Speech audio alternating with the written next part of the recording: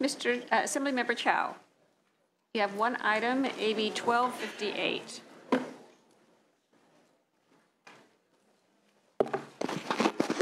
Good morning, Madam Chair and Senators. Good morning. Good morning. AB 1258 establishes a public-private partnership grant pilot program to support innovative ways of introducing and engaging students from historically underrepresented groups to the field of computer science. According to the U.S. Bureau of Labor Statistics, it is predicted that by the year 2020, there's going to be 4.6 million jobs in computing or informational technology, which is more than all science, technology, engineering, and mathematics combined. Computing and information technology will play a key role in creating a workforce pipeline for cybersecurity career as well. As we move towards a technology-intensive society, the state must do more to bring computer science to all students, especially when we look at the number of students who took the advanced placement computer science exam in California in 2013. Out of almost 5,000 students, only 74 were African Americans, 392 were Hispanic, and over about 1,000 were females. Early exposure and equal access is essential for all students to excel in computer science and its connection to innovation and emerging technologies. The grant pilot program established under this bill will allow eligible schools and local educational agencies to receive grants to, one, establish and maintain computer science courses in underserved areas and also students from groups historically underrepresented in computer science. And two, to provide professional development for teachers to teach computer science either as a standalone course or as integrated into other courses. This measure has the support of many, including Microsoft, TechNet, CTA, and also California State PTA. With that, I respectfully ask for your vote. Thank you. In support of the bill, please. Good morning, Madam Chair and Senate Education members. California State PTA supports efforts to improve STEM education, enabling more students to acquire skills for access to higher education and employment in the 21st century workforce. This grant program will address two important needs. It provides an innovative way to introduce pupils in underserved areas and pupils from groups historically underrepresented in the field of computer science who would not otherwise have those opportunities to study computer science and inspire them to enter computer science careers. It provides professional development for teachers to acquire the knowledge and skills necessary to teach computer science, either as a standalone course or as integrated into other courses. California State PTA is pleased to support this grant program with funds to be supplied by private contributions and donations, specifically from technology industries. But I would not be representing the 800,000 members of the California State PTA without mentioning that we continue to be concerned that the base funding for the LCFF is not adequate. We urge all members to look beyond grants to a longer-term solution of stable, adequate funding to meet the needs of all students, but we are in strong support of this grant program. Thank you very much. Madam Chair and members, Isabel Garcia on behalf of the California Teachers Association, we ask your support for this innovative bill. We actually think this bill will incentivize school districts to increase, in consultation with teachers, to increase the number of teachers who are dedicated to acquiring or expanding their knowledge and skills to teach computer science courses through high-quality professional development so that we can better meet the needs of our 21st century students. We also support it for the reason that it will improve access to computer science courses to reach the historically underrepresented students in the field of study for computer science. So we respectfully ask for your aye vote. Thank you. Madam Chair, members, Barry Brokaw on behalf of Microsoft Corporation. Computer science is part of the DNA of Microsoft. The reason this bill is so important is that we are creating, this economy is creating 120,000 jobs each year that require a bachelor's degree in computer science. We are producing at our universities only 50,000. It's a huge deficit. So we need to start this process of getting students involved in computer science as early. There was a reference by Mr. Chow to the AP courses. Of the 42,000 high schools in this country, only 3,250 were certified to teach at AP computer science. And AP computer science tests amounted to less than 1% of all the AP tests. There are plenty of people taking English and U.S. history and government and psychology and world history, but we have very little students being able to take AP Computer Science and those tests. So for those reasons, we support the measure and laud the effort of Mr. Chow. Thank you very much. Please. Madam Chair and members, Andrea DeVoe on behalf of TechNet. I align myself with the comments made. We're in strong support of the bill. We thank Assemblymember Chow. Great staff work on the bill. We respectfully ask for your aye vote. Thank you. Any others in support of the bill? Is there opposition? The committee did not receive any opposition. There are questions from members. Senator Mendoza. Thank you, Madam Chair. I just want to thank the author for bringing this important measure forward. Really appreciate the work you're doing in education, and I would love to move the bill, Madam Chair. Thank you. Any other comments, questions? The bill has been moved. Okay, thank you. Thank you, Assembly Member. Let's call the roll. Do pass to appropriations. Liu. Aye. Liu, aye. Runner. Aye. Runner, aye. Block. Block, aye. Hancock. Hancock, aye. Leyva. Leyva, aye. Mendoza. Aye. Mendoza, aye. Monning. Aye. Monning, aye. Pan. Aye. Pan, aye. Vidak. Aye. Vidak, aye. That's 9-0. 9-0. The bill is out. Thank you very much, Thank you Senator. very much. Assemblymember Medina, you have one bill, AB 573.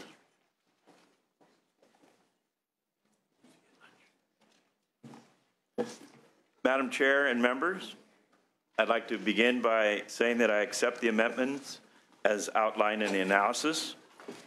AB 573 represents the Assembly's bipartisan effort to provide relief to the estimated 13,000 California students harmed by the closure of Corinthian colleges.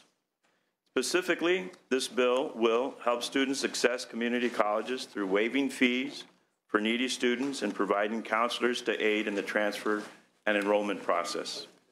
It will restore up to 2 years of Cal Grant eligibility for approximately 2,700 Cal Grant students impacted by the closure of Heald colleges. The bill provides assistance through the state licensing process for students who were close to completing their educational program. It will expand the California Tuition Recovery Fund to ensure California Heald and online Corinthian students have access, and will increase the fund maximum in order to ensure fund solvency. It requires the creation of a single point of contact for students affected by a school closure, and most importantly, the bill provides local assistance grants to help students navigate the state and federal loan forgiveness, financial aid restoration, and tuition recovery process. This is a reasonable bill to provide economic and educational relief to students harmed by the closure of Corinthian, and I respectfully ask for your aye vote. Okay, those in support of the bill, please. Thank you, Madam Chair, members of the committee. My name is Debbie Cochran. I'm with the Institute for College Access and Success. Students who were affected by the closure of Corinthian colleges were undeniably harmed through no fault of their own. This bill would help these students get back on track. AB 573 would ensure that access to financial relief provisions that already exist in federal and state law, is meaningful relief. It would close gaps in existing state relief by allowing students enrolled at Heald colleges to access the Student Tuition Recovery Fund. And it would also make sure the relief was meaningful by funding professional help for students to figure out what their options are. And to be clear, this professional help is incredibly important for students because their options are so complicated. They're also highly individualized. Whether students should transfer credits versus seek financial relief is a complicated equation that students need to figure out, and it has to be done on a student-by-student basis. Also, students who want to claim relief have to claim that relief on a student-by-student basis. So it's very important that students have help in doing that. Also, this bill would restore students' access to Cal Grants so that students who lost Cal Grants to Corinthian colleges can get a fresh start. I also want to point out that this provision in particular is very much in line with federal policy discussions, where federal lawmakers are going to be introducing legislation to restore students' lost GI Bill eligibility, as well as Pell Grant eligibility, and the Obama administration has urged Congress to move quickly. So for these reasons, we very strongly support this bill, and we hope you do too.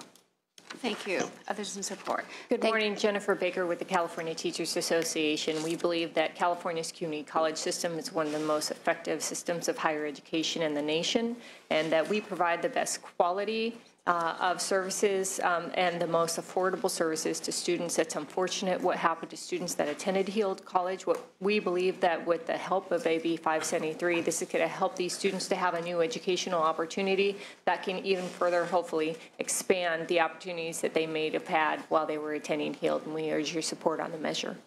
Okay. Madam Chair, members, good morning. Ed Howard on behalf of the University of San Diego School of Law's Center for Public Interest Law, Children's Advocacy Institute, and Veterans Legal Clinic. Also in very strong support of this bill. I did want to elaborate on one point, and that is why the state of California cannot rely on the federal U.S. Department of Education programs alone to help out these students, why they need the individualized assistance provided by this bill. Under the federal program, students have to choose, by and large, between whether or not to try and transfer to another institution or, in the alternative, to seek loan forgiveness. Now, but there's an exception to that binary choice, and that exception is that if you believe that you have a claim that as a student your rights under state law, including fraud, were violated, then that affords you an opportunity potentially both to transfer your credits as well as get federal relief. Of course, the question of whether or not you have a state law claim, whether or not Corinthian violated your state law rights, involves the advice of an attorney, and an attorney who is practiced and experienced in dealing with low-income people. That's the importance of this part of the bill. The part of the Department of Education's program that provides individualized assistance, here's what it says on its own website about that list. Quote, as the department is not managing this initiative, i.e. of referring to different organizations, the department cannot endorse any advice that you as a student may receive. And likewise, the department at the earlier phases of Corinthian's closures listed at least 13 for-profit education businesses whose corporate owners were under state or federal investigation as among the, quote, viable transfer opportunities for these students. So we all failed these students, offering them individualized help as they navigate a bureaucracy and figure out whether or not they have legal claims is, for $100 is really the least we can do. I respectfully urge your aye vote. Thank you. In support? Thank you, Madam Chairwoman and members of the committee. I had prepared some comments at the request of the author staff, but in the interest of time, respectfully ask for your aye vote. Thank you. Thank you. Did you identify yourself, Jenna? Oh, I don't know. Jessica Bartholow with the Western Center on Law and Poverty. Thank you. Urge your aye vote. Others in support? My name is Angela Perry. I'm with Public Advocates, and we also urge your strong aye vote. We believe that 573 will both aid the students that have been in such a terrible calamity as the Corinthian closure, as well as protecting students going forward. Thank you so much. Thank you. Good morning, Lizette Navarrete on behalf of Community College League of California, here in strong support. Thank you. Thank you. Good morning, Erica Romero on behalf of the Hispanic Association of Colleges and Universities in support. Thank you, Madam Chair. Members, Megan Brightwell on behalf of the California Federation of Teachers in support. Thank you. Brennan Biggert on behalf of the California Student Aid Commission. We're in strong support of the bill. Thank you. Thank you. Good morning, Robbie Sumner here on behalf of Attorney General Kamala Harris in strong support. Rosa DeAnda on behalf of the California Community College Chancellor's Office in strong support of the bill. Thank you. Andrea York on behalf of the Faculty Association of California Community Colleges in strong support. Thank you. Any others in support? Is there opposition? No, there's a tweener. Okay. Seems to be the term this morning. Right. So, Madam Chair, Matt Back, representing the California Association of Private Post-Secondary Schools. Just to be clear, Corinthian is not a member of our association. However, we do have approximately 200 schools throughout California in the private post-secondary sector. We do not have a formal position on the recent amendments. We did have a support if amended on the prior version, but our board has not had a chance to review them. Although I can say that our concerns are growing from the last edition of the bill. on the positive, we certainly sympathize with these students, and we wholeheartedly agree with the community college relief. We agree with the Cal Grant relief. We agree with the flexibility given to those who are licensing these graduates. And there are a number of other sort of smaller provisions that we can support. However, we do have serious concerns with the STRIF changes and the legal aid component. So on the STRIF, for those aren't aware, HEALD, which is certainly a Corinthian institution, they were exempt from the Bureau, meaning their students were exempt from paying into what we call the Student Tuition Recovery Fund, sort of the insurance policy for when an instance like this does happen. So we have a dedicated account that users paid into. Those are largely my member schools and their students. We are now opening up that account to users who never paid into it. So obviously we're going to have to replenish that account, and it is going to come from other students who are going to subsidize that. We're also doubling the cap. There's a current 25 million cap, which is actually, they're over it right now. They're at 28 million. We're now going to just sort of, I don't know where the number came from, but we've decided to double it. I have not seen the numbers to justify that. I think there needs to be a little bit more thoughtful discussion of why we're going from 25 million to 50. Again, those are student fees. These are students who are going to be paying those accounts. And then there's a couple of other changes with the STRIF on how the collection is made and who pays first. So those institutions who were previously not under the Bureau and who go under the Bureau would pay first. And then the bill says those schools who were under the Bureau and their students weren't paying because we had hit the cap, they're now going to pay. Well, that's challenging because these students are currently in a program. They have a contract with the school. At the time they entered, they were only supposed to pay zero because we hit the cap. We and our schools are now having to go to those thousands and tens of thousands of students and say, when we signed your contract a year ago, I'm sorry, we now have to reopen it. And you now have to pay X amount, whatever that number is. So we have concerns on that. And finally, on the legal aid, the community group involvement, it's a $1.3 million appropriation from the Bureau of Private Post-Secondary Education. Those are our institutional fees that go to the Bureau to regulate us. We are now diverting those resources, and we're giving that to legal aid organizations, community groups, et cetera, for $100 per student. I understand why and the concept of that, but we do have the Bureau of Private Post-Secondary Education. We have CSAC. We have the Attorney General. We have the federal government. We have the Department of Veterans Affairs. We have a number of entities who are very involved in this, who want to be helpful. Let's see how that plays out. Now, let's see how they do that. The federal government has teamed up with California State University of Fullerton. They've teamed up with financial aid advisors, both at the national level and at the state level. There are existing resources out there before we divert the $1.3 million. So again, we sympathize with these students. We really do. This is a unique situation. Schools rarely close like this without a teach out. There were folks who wanted to buy them. It was a very challenging situation. The Attorney General, unfortunately, did not make it any easier. And now we have this situation.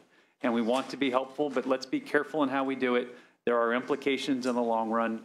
So I'm not asking for a no vote, but I certainly think there's a lot of problems in the bill that I'd like to see addressed. I've worked with the author, worked with the staff, et cetera. But unfortunately, the problems do seem to be growing as we try and look at this in the long term. Thank you.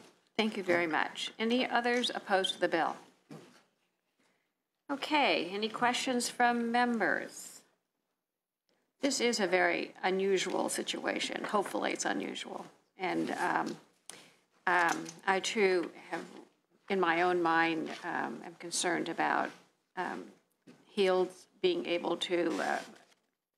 students being able to tap the STRIF because they didn't make a contribution to those funds. And do you have a comment about that and how, how you justify that? You know, I do. To that point, I think that I understand the concern, but at the same time, I think that that those students, those HEALD students who were affected and hadn't paid into the fund shouldn't be punished. Because I think that it wasn't, you know, fundamentally it wasn't the fault of those students themselves who didn't have the opportunity to pay into that fund. And so that therefore they shouldn't be punished for the failure of the oversight of their institution. Well, actually, I think it's, to be so bold, I think it's the lack of oversight of the state of California and the Bureau of Post-Secondary Education that caused this, you know, as far as I'm concerned. And so therefore, I don't think the students themselves should be punished. But how do the feds fit into this picture? I mean, because they are the ones who started this whole investigation on Corinthian Inc. and have come to find out that they misappropriated. Well, they had a whole list of issues regarding our students who participate in their programs. How are the feds addressing some of the economic issues that these kids are facing? You know, I know that in Congress they are also. Matter of fact, my local congressman, Congressman Mark Takano, very quickly actually had legislation in the Congress before Corinthian closed, and then when the closure of Corinthian College, you know, he got a lot of attention in the Congress for his legislation, and I know that he's been pushing that legislation, his legislation, in response forward. The specifics of it, I'm not sure. But are they forgiving loans, or what are they? What's the debt like? So the most basic provision currently in law is called a closed school discharge, and students who are enrolled in a school at the point of closure or withdrew within 120 days of this closure are eligible for a closed school discharge. So students can apply for one of those discharges, fill out the paperwork on a case-by-case basis, and get their loans discharged. They also, like the Bureau does, has the authority to extend that 120-day window in special circumstances. The Department of Education has done that in this case. In this case, they've extended it from April 27th, from the closure date, back to last June, which was the date at which the Department of Education and Corinthian colleges agreed that all campus has either had to be shut down or sold. So it's a much longer window than a 120-day period this time. They've also broadened their relief provisions that Mr. Howard was mentioning around allegations of fraud. The U.S. Department of Education in April had fined Heald colleges $30 million because they had misrepresented their job placement rates on a very widespread basis. And so the Department of Education said, you know what, anyone who was enrolled in one of these programs where we know that the job placement rate was misrepresented, we see the fraud here, we see the misrepresentation, so we're going to make an easy process for you to be able to get those loans eliminated as well. So I think it's still a moving animal there in the federal government too, but I think the Department of Education is very much still trying to see how can we look at which students are really affected and expand relief as appropriate. So do we have data in terms of the number of students that have applied to the feds for loan forgiveness or any of that kind of information? I would say there's probably not been enough data made available to satisfy any of our thoughts on this or questions about this, but I'd be happy to send you whatever data, the most recent data that the Department of Education has shared. Okay. Madam Chair, if I may, I think the candid answer is that this is a tremendous mess, and that none of the choices that are in front of us are even close to perfect, that we're choosing from among options which are not ideal. I will note, for the record, there is no current plan, by the way, to deal with not making another mess in the future. We don't have legislation or a bureau that is capable of doing anything other than dealing with an ad hoc bill. So I think whether it's the STRIF, whether it's providing individualized assistance to these students who need individualized help, none of the government agencies that exist are in the business of providing individualized legal advice about whether or not you have a fraud claim. That's not what they do. Whether it's that, whether it's the STRIF, whether it's, none of this is ideal. It should never have happened in the first place, and we're trying to make lemonade.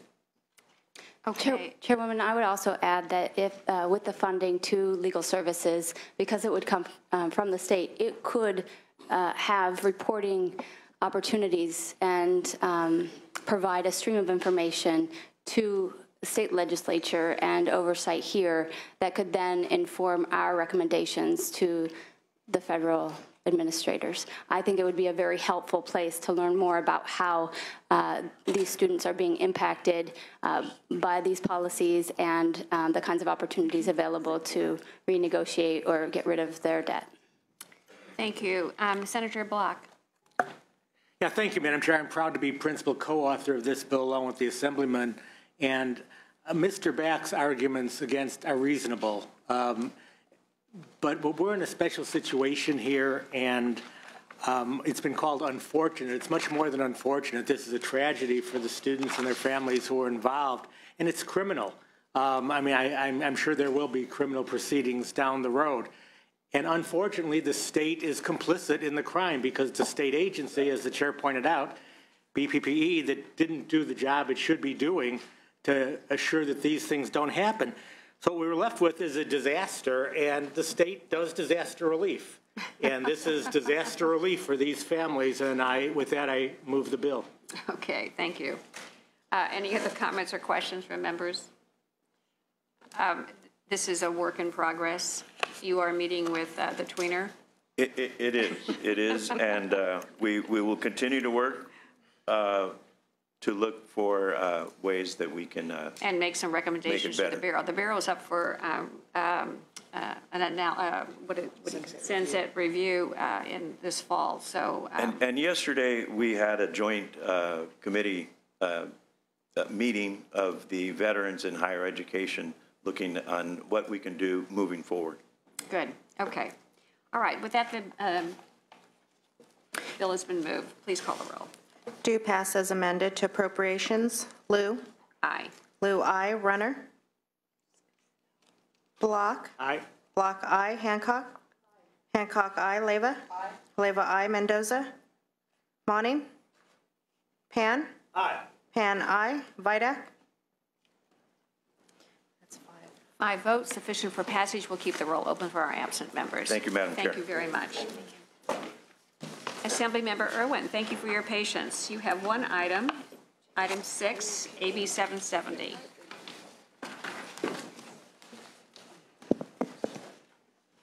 Good morning, Madam Chair and members. I am pleased to present AB 770 today, and I would like to start by accepting the committee's amendments proposed in the analysis.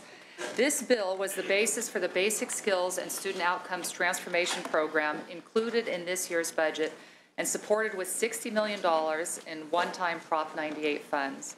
This investment represents a tremendous opportunity to make an ongoing impact in an area that has long been an obstacle to students' success. For that reason, we have a broad coalition of business, labor, social justice, faculty, and student groups who are committed to pursuing these reforms to basic skills education. Existing efforts in California have demonstrated the success of these evidence-based practices in delivering English and mathematics remediation. As the analysis points out, student completion rates for college-level English classes are 2.3 times greater than traditional remediation and 4.5 times greater for the math cohort. The more structured implementation in this bill provides guidance to the Chancellor's office and will require colleges that are applying to provide a detailed plan of action. AB 770 will ensure that this money is targeted effectively. This includes prioritizing the number of students that will be impacted, implementation plans, and the projected outcomes. The bill also provides for consultation with internal and external stakeholders to assist colleges in developing their plans and use of technical assistance. Many years of data demonstrate the great potential offered by this policy, but given that this is one-time funding, AB 770 is an important and timely accountability measure. Here with me today to testify in support of the bill is Barbara Barron, co-director of the California EDGE Coalition, and Jesse Ryan, Executive Vice President of the Campaign for College Opportunity. Thank you. In support of the bill. Yes, I'm Barbara Barron, co-director of the California EDGE Coalition, which is a coalition of business, labor, and social justice organizations. Our board includes the California Manufacturing and Technology Association, the LA Chamber, the California Hospital Association, the AFL-CIO, National Council of La Raza, and many more. And it's hard to believe, perhaps, that an organization like ours would have been deeply concerned about basic skills reform for almost a decade, but we have. Our members are convinced that this kind of reform is the key to improving student success and providing California the skilled workforce it needs. Because we've been advocating for basic skills reform for so long, we now know that there are high-impact practices, innovative practices, created and tested by educators here in California and around the country that research has clearly demonstrated can make a quantum leap in the percentage of underprepared students who achieve their college and career goals and, frankly, their life dreams.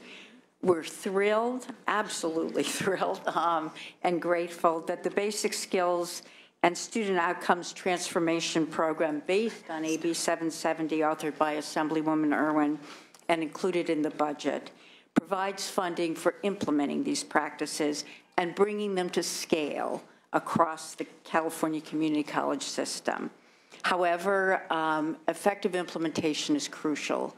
As you all know, lots of good legislation loses its way in the implementation phase. AB 770 is amended, and as the Assemblywoman just said, ensures that the funds are appropriately targeted and, importantly, provides technical assistance to the colleges to help them develop effective plans. Presumably, if the colleges already knew how to implement these practices, they would have done so a long time ago. For all these reasons, we strongly support AB 77 and urge you to support it as well. Thank you. Thank you. Good morning. Good morning. Jessie Ryan, Executive Vice President of the Campaign for College Opportunity. The Campaign for College Opportunity strongly believes that redesigning the way we deliver remedial education at community colleges is the single greatest lever for significantly improving student success. As Barbara stated, between 70 to 90% of students entering community college are not college ready. They are assessed as needing remediation in math or English or both. More troubling, of those students, about 60% will fail to complete their gateway English course, and 2/3 will never complete a college-level math class, denied their ability to meet their college and career aspirations. Fortunately, there are bright spots for redesigning remedial education, and those bright spots have yielded spectacular results.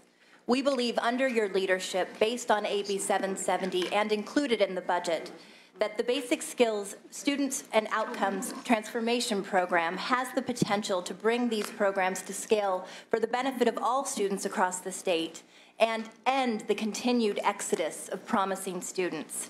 But we know, as Barbara shared, that this program is truly only transformative if implemented well. We strongly believe that AB 770 provides the necessary framework to offer critical guidance to community colleges in administering the program. We thank the committee and the chair for offering amendments that we believe strengthen the bill, and we continue to look forward to working with Assemblymember Irwin, who has been such a champion of this, and the legislature, as well as stakeholder groups, to ensure that this historic investment, in fact, ends up yielding results that have big returns, eliminate the exit points, and put all community college students on a path to success. Thank you. We urge your aye vote. Thank you.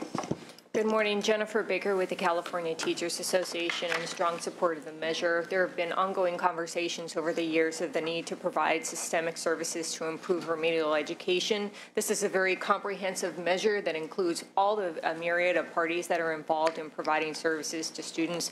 We believe that this is going to be a very pivotal key in the toolbox to providing remedial education, and that we can utilize the services and the tools that we learn on the long scale to try to improve remedial education for community colleges, who is an increasingly larger provider of all these services to students. So we thank you and urge your support. Thank you. Others in support of the bill, please identify yourself.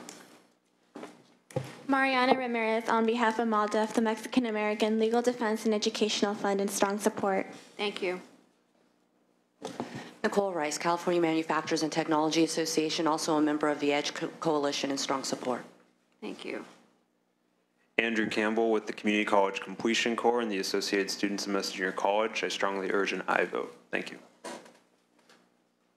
Juan Guerrero, member of the California Completion Corps, also in strong support of this bill. Thank you. Alex Galeana, also a member of the California Community Colleges Completion Corps. We strongly support this bill. My name is Laura Tapan. I'm a student at American River College, and I strongly support this bill. Thank you. thank you all for your investment in redesigning remedial education in this year's budget. My name is Lulu Matute. I'm a transfer student from City College of San Francisco, starting UC Berkeley this fall, and I stand in support of SB 770. Thank you. Thank you. Hello, my name is Chris Tercero, and I'm a student at College of Sequoias, and I'm in strong support of this bill. Thank you. Hi there, Lenicia Lopez. I'm a student at Sacramento City College, and I'm in strong support of this bill. Thank you.